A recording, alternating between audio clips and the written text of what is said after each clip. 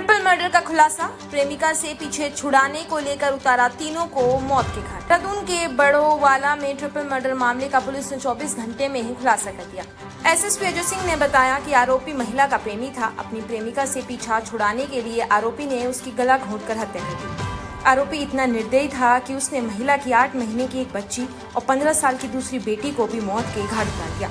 हत्या के बाद तीनों के शवों को फैक्ट्री के पीछे एक नाले में गड्ढे में छुपाकर फेंक दिया। एसएसपी अजय सिंह ने बताया कि आरोपी हसीन नेहटोर जिला बिजनौर यूपी का रहने वाला है, जो देहरादून के बड़ोवाला में टिम्बर फर्नीचर फैक्ट्री में काम करता है और तलाकशुदा था। उसका मृतका रेशमा से पिछले 2 सालों से प्रेम प्रसंग चल रहा था। रेशमा द्वारा आरोपी हसीन पर लगातार शादी करने और साथ रहने का दबाव बनाया जा रहा था। रेशमा हसीन से खर्चों के लिए पैसों की मांग करती थी, जिससे परेशान होकर हसीन ने रेशमा से पीछा छुड़ाने के लिए उसे व उसकी बेटियों को मौत के घाट उतार दिया। ये पूरी कार्रवाई हमारी हुई क्या? इसमें 25 तारीख की देर साय कंट्रोल रूम में सूचना प्राप्त हुई थी कि एक बड़ोवाला में एक नाला है जो फॉरेस्ट से लगा हुआ, वहाँ पर कुछ स्मेल सी आ रही है बहुत सी। सूचना पर पुलिस टीम पहुंची थी और वहाँ पर जब सर्च किया तो देखा वहाँ पर 2 डेड बॉडी मिली थी और चूँकि देर साय का वक्त था, 2 डेड बॉडी को रिकवर करके मॉर्चरी में भिजवा दिया गया था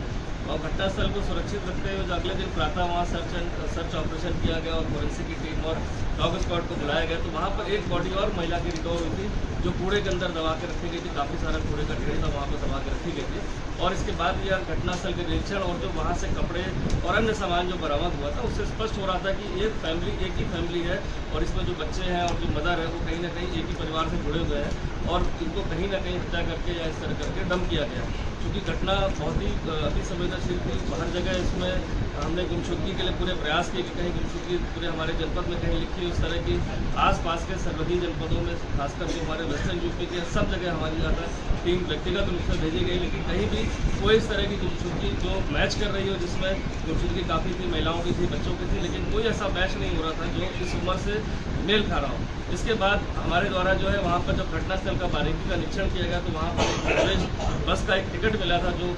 जिसके नंबर वगैरह घिस गए थे, लेकिन उस सीरीज़ को देखते हुए हमने सारे कॉम्बिनेशन पर जो उसको ट्राई किया और ये पता चला कि एक बस जो नेहटौर से चली थी वहाँ पर 2 लोग इसमें चढ़े थे जो एक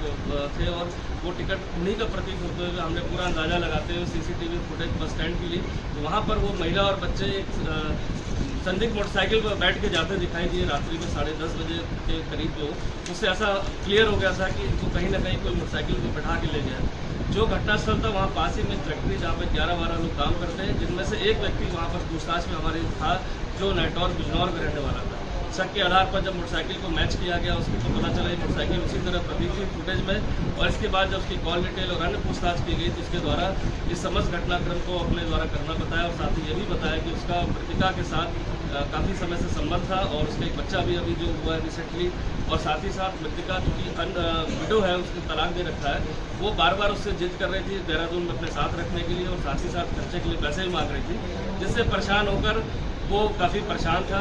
जिसमें जो मुझे का नाम उसमें हसीन आया जो रहने वाला नेहटौर का ही है और जब मृतका अपने बच्चों के साथ बस से पहुंची तो उसके दिमाग में था कि ये जो घटनास्थल है वहाँ पर सुनसान रहता है, 7-7:30 बजे के बाद वहाँ कोई एक्टिविटी नहीं रहती है। एक नाला है जहाँ पर बरसाती नाला है जो बरसात में बहता है, तो उसको लग रहा था डेड बॉडी के ऊपर यहाँ छिपा देते हैं तो बरसात में वो कहीं ना कहीं बॉडी बह जाएगी और पता नहीं चलेगा। तो देर रात्रि उसको वहाँ बुलाकर जब वो मोटरसाइकिल से लेकर आया तो उसने मृतिका को बहाने से उसका गला दबा दिया और साथ ही 2 बच्चों का भी सोते में गला दबा के और समस्त घटनाक्रम को छुपाने के लिए उसके सामान को विभिन्न जगहों पर जंगलों में फेंका, गाय में कूड़े में दबा दिया। साथ ही साथ बॉडी भी इस तरह से दबा दी गई अंदर और ऊपर फोम रख दिया गया जिससे कि बॉडी की स्मेल ना आए और बॉडी जल्दी गल जाए गर्मी के कारण। और समस्त चीज़ों को करने के बाद वो अपने घर चला गया। मृतिका का मोबाइल उसने अपने पास छुपा कर रख लिया था जो उसके निशानदेही पर बरामद कर लिया गया। तो समस्त घटनाक्रम में जो इसमें हसीन नाम का जो अभियुक्त है उसकी गिरफ्तारी कर ली गई है। इसमें मुकदमा धारा 302 में पुलिस द्वारा दर्ज कर लिया गया है। साथ ही साथ जो साक्ष्य मिले सीसीटीवी फुटेज उनसे भी अब टैली हो गया है कि इसके द्वारा ही मृतका और उसके परिजन को बैठाकर परिवार को और इस तरह ले जाकर सुनसान जगह पर ले जाकर गला दबा कर हत्या करने के बाद सभी साक्ष्यों को मिटा दिया गया। और लेटेस्ट अपडेट के लिए सब्सक्राइब करें वेलकम इंडिया न्यूज चैनल।